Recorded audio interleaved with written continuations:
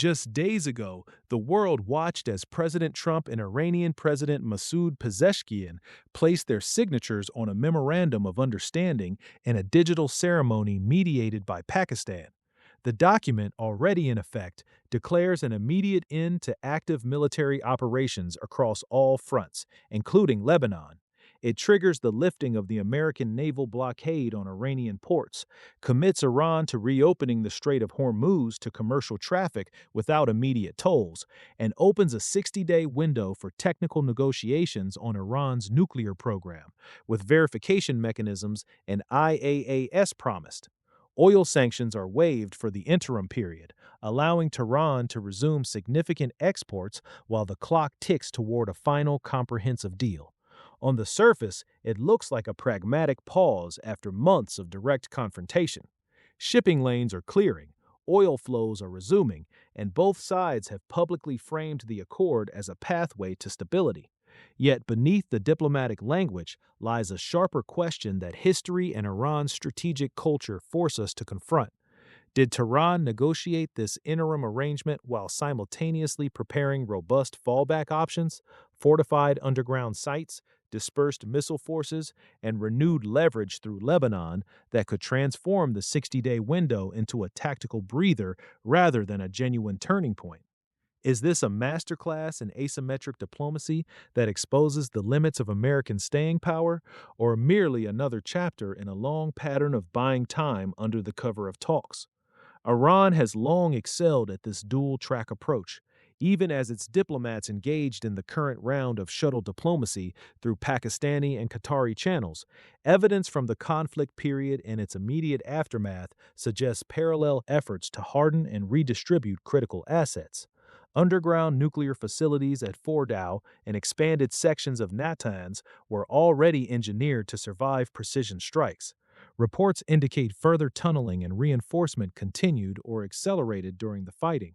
Missile units, particularly the mobile ballistic and cruise missile brigades of the IRGC, practiced rapid dispersal into pre-surveyed tunnels, wadis, and civilian-adjacent sites across central and western Iran, standard operating procedure refined over years of sanctions and Israeli shadow campaigns. These are not the actions of a regime preparing for permanent capitulation.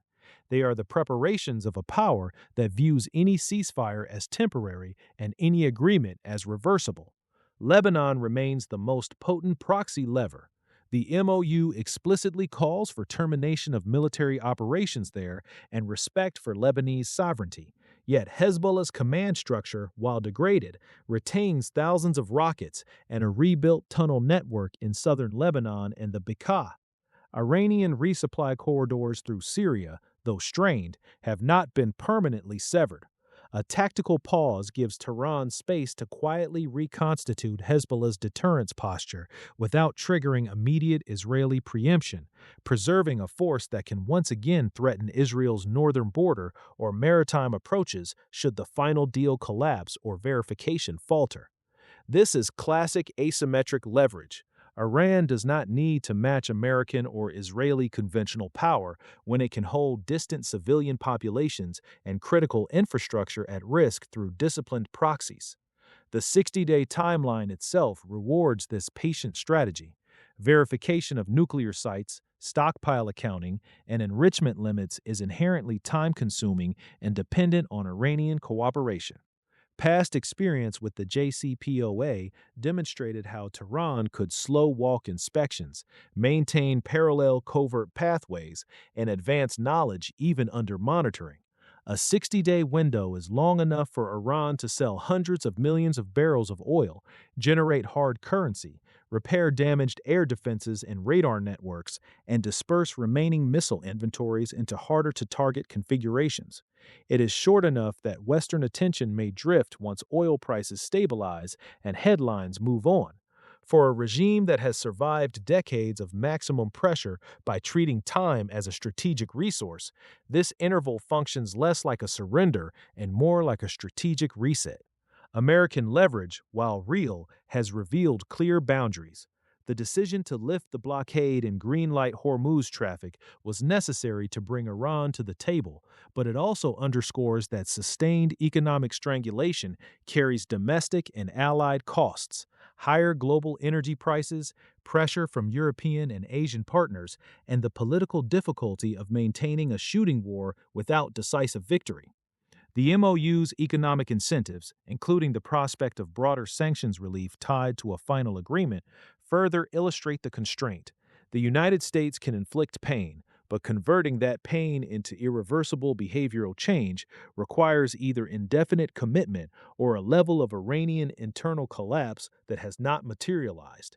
Iran's leadership, having absorbed significant military degradation during the recent fighting, appears to have calculated that absorbing more punishment was less costly than accepting terms that would permanently dismantle its nuclear threshold status and proxy architecture.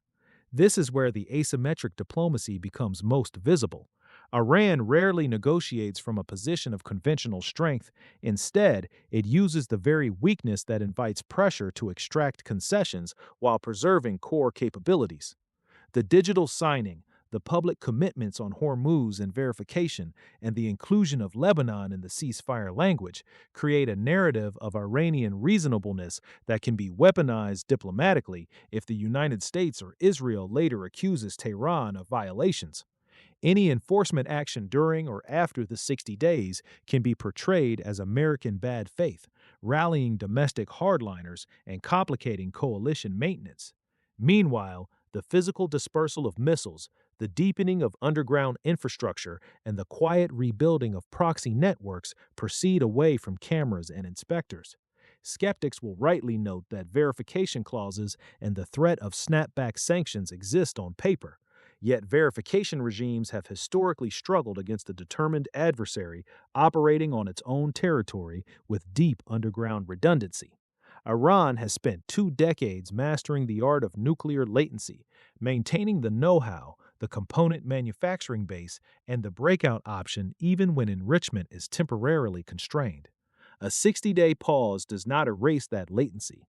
It may actually refine it by giving engineers and logisticians breathing room to reorganize after the disruptions of conflict. The deeper question is whether this MOU represents a genuine strategic pause or simply the latest iteration of Tehran's long-game doctrine.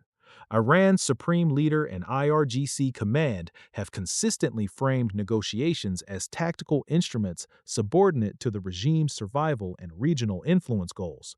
The current leadership, having weathered direct strikes on its territory and the loss of key proxies and personnel, has every incentive to use the coming weeks to reconstitute rather than concede. The United States, by contrast, faces the classic dilemma of great power intervention in the Middle East. The costs of sustained pressure mount faster than the benefits when measured in domestic politics, alliance cohesion, and global economic stability. In the end, the 60-day deal may prove to be both a diplomatic achievement and a strategic trap of Tehran's making. It halts the immediate bleeding, reopens critical energy arteries, and creates space for further talks. But it also hands Iran time, revenue, and political cover precisely when its conventional and proxy forces needed reconstitution. Whether American and Israeli intelligence can detect and disrupt the parallel preparations, fortified sites deepening, missiles dispersing, Lebanese networks recalibrating, will determine if this window closes with a durable constraint on Iran's program or simply resets the board for the next round of confrontation.